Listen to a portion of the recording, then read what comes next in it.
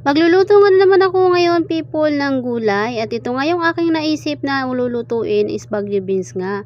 Lalagyan ko nga pala ito ng sotanghon at lalagyan ko din siya ng kaunting sabaw at saktong-sakto nga people ngayon ay maulan dito sa amin.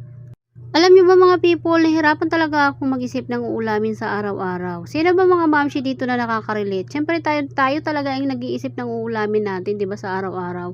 Kung paano natin mapagkakasya yung budget natin dahil kailangan natin paabutin ng isang linggo 'yon. Kaya kailangan talaga natin magtipid. So paano natin nga mapapagkasya 'yon? Siyempre tayong mga misis, alam na natin 'yan. Anyway mga people, ayan, balik na nga tayo sa ating pagluluto. Ginisa ko nga lang yan at syempre ang ginamit ko nga dyan panahog is mackerel. Maiba naman ang ating panlasa at lagi na lang sardinas. Syempre nakakasawa din minsan talaga. So ayun nga, may magkaiba ba talaga yung sardinas at mackerel? At kahit papano magkaiba din naman sila ng lasa. Ano?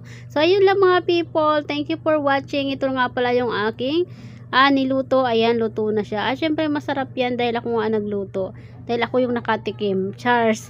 So, ayun lang mga people. Thank you for watching.